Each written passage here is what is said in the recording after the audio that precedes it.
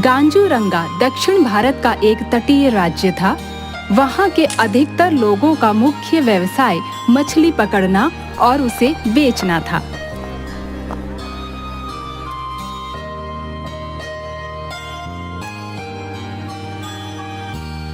एक परिवार जिसमें माँ, पिताजी और एक बेटा जिसका नाम बिस्वा था रहते थे। बिस्वा की 12वीं की परीक्षा अभी-अभी खत्म हुई थी। बिस्वा, रे सुन बेटा,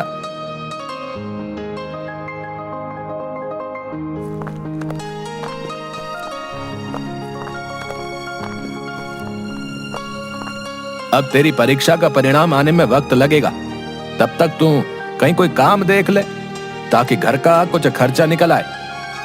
पिताजी, अभी भला मुझे क्या काम मिलेगा? कल सत्या के साथ मछली पकड़ने चला जाऊंगा। अरे इतना पढ़ लिख कर मछली ही पकड़ेगा क्या है?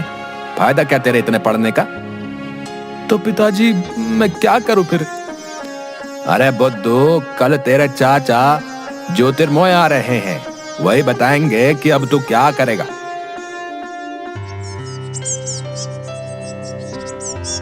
अगले दिन शहर से बिस्वा के चाचा जी आ गए।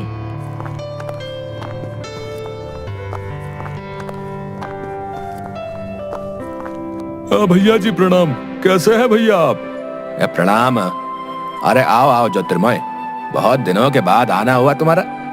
क्या करे भैया, काम काज की वजह से टाइम नहीं मिल पाता। और बिस्वा, कैसी चल रही है तुम्हारी पढ़ाई? चाचा जी, अब बस परिणाम आना बाकी है। परीक्षा तो अच्छी गई है, अब बस कुछ काम की तलाश में हूँ। तुम मेरे साथ गाइड का काम क्यों नहीं कर लेते हैं? कल ही मुंबई से कुछ दोस्त आ रहे हैं, उन्हें पूरा गांजूरंगा घुमाना है, इसीलिए तो आया हूं मैं। एक काम करो, कल तुम भी मेरे साथ चलना, साथ साथ में काम भी सीख जाओगे और गांजूरंगा को मुझसे अच्छा तो तुम जानते ही हो। हाँ, यह सही रहेगा। कल से तू अपने चाचा के साथ काम सीख। ठीक है पिताजी, जैसा आप कहें। अगले दिन ज्योतिर्मौर्य और बिस्वा काम के लिए निकल ही रहे थे, तभी ज्योतिर्मौर्य को फोन आता है। हाँ, हेलो, कौन बोल रहा है? अच्छा, अरे कब हुआ ये? कैसी हैं आप मालकिन? मैं अभी शहर के लिए निकलता हूँ। अरे ज्योतिर्मय, ऐसे टेंशन में क्यों आ गया? क्या बात हो गई? भैया, बिस्वा की चाची सीढ़ियों से गिर गई है और काफी चोट आई है। वो हॉस्पिटल लेकर जा रहे हैं। मेरे नौकर गोकू का फोन था, मुझे अभी निकलना होगा। बिस्वा, मैं तुम्हें अपने गेस्ट का नंबर देता हूँ, उनसे मिलकर तुम उन्हें सभी ऐतिहासिक जगहों पर घुमा देना। अच्छा? लेकिन चाचा जी, मैं तो अभी... अरे घबराओ नहीं, सब लोग हमारी तुम्हारी तरह के होते हैं, अच्छे से बात करते हैं। और तुम तो यहाँ के लोकल हो, अच्छे से संभाल लोगे। मैं निकलता हूँ। उसके बाद ज्योतिर्मौर्य शहर के लिए निकल जाता है।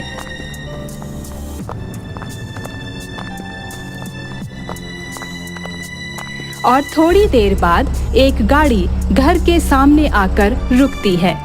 उसमें से एक आदमी उतरकर, अरे श्रीमान, मेरा नाम जिगर लोखंडे है। हमें ज्योतिर्मय, जो गाइड का काम करते हैं, उनसे मिलना है। जी सर, आप सही जगह पर हैं। आज चाचा की जगह मैं आपको गांजूरंगा घुमाऊंगा सर। चाचा जी को किसी जरूरी काम से शहर जाना पड़ा।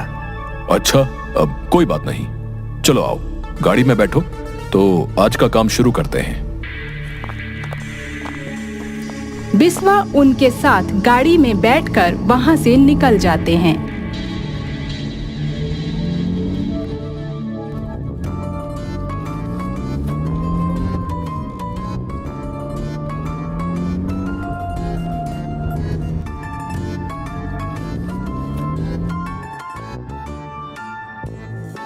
देखो बिस्वा, ये हमारे दो दोस्त हैं, यश पाटिल और करण शिंदे।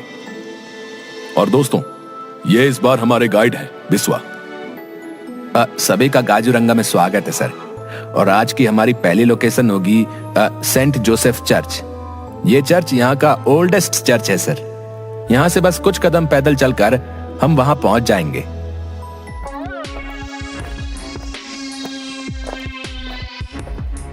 सभी लोग पैदल चर्च तक पहुंचते हैं और चर्च को अच्छे से देखकर वहां फोटोग्राफी करते हैं।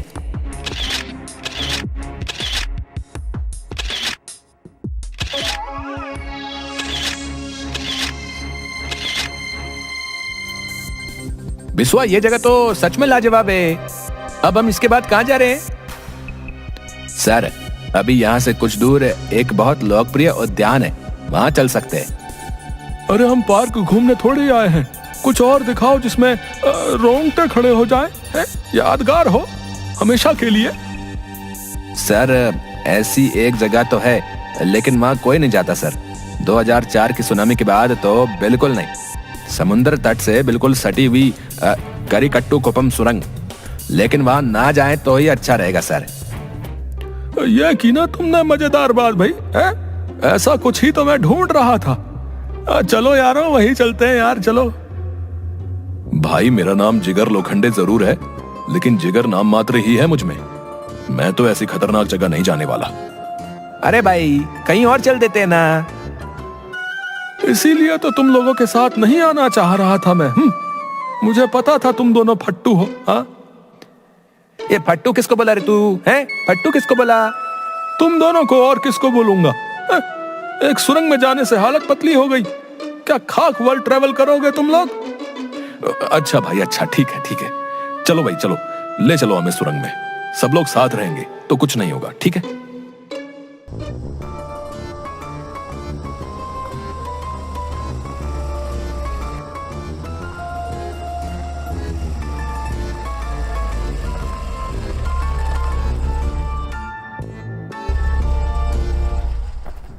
बिस्वा दोनों को समुद्र किनारे एक पथरीली पहाड़ी की सुरंग के सामने ले गया। सर, एक बार फिर सोच लो, ये जगह भूतिया है सर। खासकर शाम ढलते ही यहाँ अजीबोगरीब हरकतें होती हैं सर।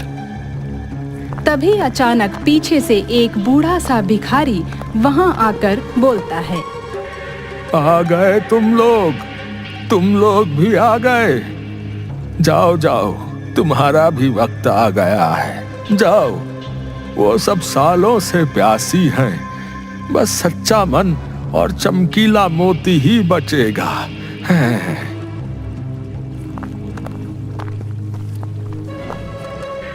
कौन था ये, और ऐसी अजीब बातें क्यों कर रहा था भाई? मैंने भी इसे पहली बार देखा है सर, लेकिन ऐसे 2-4 पागल और हैं जो ऐसे ही मन में जो आए बड़बड़ाते रहते। चलो यार, अब समय बर्बाद मत करो। अब आप लोग अंदर जाइए, मैं आपका यहीं इंतजार करूंगा। अरे, ऐसे कैसे गाइड हो तुम? हैं? तुम्हें हमारे साथ अंदर जाना होगा, तभी पूरी पेमेंट करेंगे, याद रखना। अयो, अगर मैं इनके साथ नहीं गया तो चाचा जी का बहुत नुकसान हो जाएगा। क्या करूं?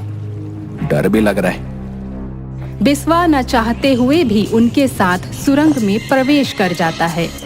सुरंग अंदर से सदियों पुराने पत्थरों से बनी थी और सब तरफ जाले और पक्षियों के बसेरे थे। ज्यादा अंधेरा होने की वजह से कुछ दिखाई नहीं दे रहा था। तभी अचानक से यश बोलता है, अरे करण, तू अपनी टॉर्च निकालना रे यार, बहुत अंधेरा हो रहा है।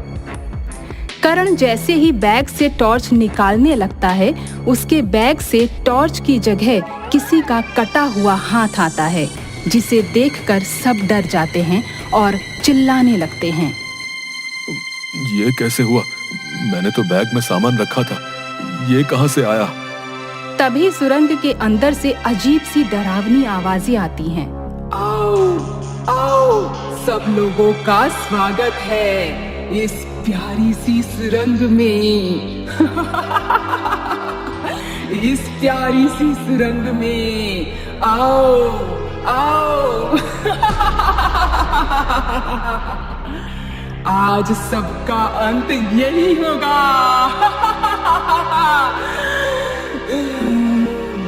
सब लोग डर के मारे कांपने लगते हैं। ये जमाइला, हम लोग अब इस सुरंग में फंस गए। सभी बाहर की तरफ भाग रहे।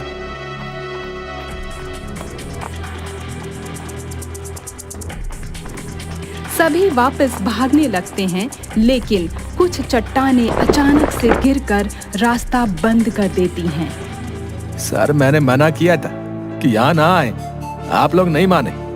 अब पता नहीं क्या होगा। ये सुनामी में मरी हुई आत्माएं, ये हमें नहीं छोड़ेंगी सर। तभी सब तरफ छोटे छोटे मांस के टुकड़े सुरंग से गिरने लगते हैं और सब चिल्लाने लगते हैं, बचाओ बचाओ बचाओ, कोई है बचाओ। तभी यश धीरे धीरे पीछे हट रहा होता है। अचानक से उसको एक अधकटी सी चुड़ैल खींचकर अंधेरे में ले जाती है। करण, जिगर, बचाओ! मुझे लगता है अब हम में से कोई नहीं बच पाएगा। हमारा एक दोस्त तो चला गया। यश की मौत का जिम्मेदार मैं ही हूं। अब क्या करें? सर अभी हमें बाहर निकलने का रास्ता खोजना होगा। इस तरफ आओ सभी। चलते चलते थोड़ी देर बाद अचानक गुफा के ऊपर से एक लाश आगे गिरती है, जिसकी आधी गर्दन खून से लथपथ थी। उसे देखकर सब घबरा जाते हैं और चिल्लाने लगते हैं, नहीं, मेरा प्यारा दोस्त यश। सर जल्दी चलो, पता नहीं और क्या हो जाएगा।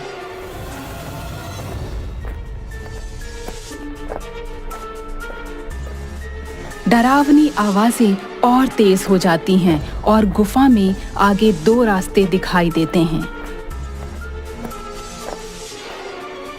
अब हमें कहाँ जाना चाहिए? मुझे तो कुछ समझ नहीं आ रहा, क्या करें? तभी थोड़ा आगे जाकर जिगर देखता है कि गुफा के रास्ते में थोड़ी सी रोशनी आ रही है। इस रास्ते से बाहर जा सकते हैं शायद, लेकिन एक वक्त में बस एक ही आदमी घुस पाएगा। पहले मैं जाता हूँ। करण उसकी बात मान लेता है। जिगर जैसे ही उस रास्ते में घुसता है, उसको कोई अदृश्य शक्ति अंदर खींच ले जाती है, जिसे देखकर बिस्वा और करण डर जाते हैं। बिस्वा, अब हम दोनों को भी ये सुरंग निगल जाएगी। हम लोग क्या करें? बिल्कुल समझ नहीं आ रहा है। सर हमें हौसले से काम लेना चाहिए। आप शांत हो जाइए और थोड़ा आराम से सोचिए। तभी बिस्वा को उस भिखारी की बात याद आती है कि बस सच्चा मन और चमकीला मोती ही बचेगा। इसका कुछ तो कनेक्शन होगा। सर आप अपने आसपास कोई चमकीला पत्थर ढूंढिए। क्यों, क्या हुआ? चमकीला पत्थर, क्या करोगे उसका? सर वो मैं बाद में बताएगा, आप पहले ढूंढिए। दोनों गुफा में इधर उधर पत्थर ढूंढने लगते हैं।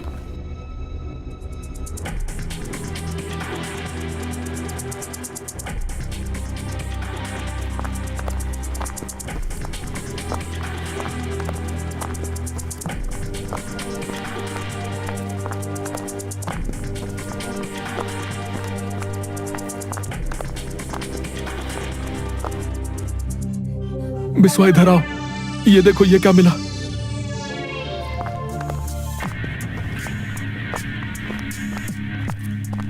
करण के हाथों में एक चमकीला सा पत्थर होता है। हे भगवान, तेरा लाख लाख शुक्र है। लेकिन अब इस पत्थर से बाहर कैसे जाएंगे? क्या सोच रहे हो? अब हमें करना क्या है इस पत्थर का?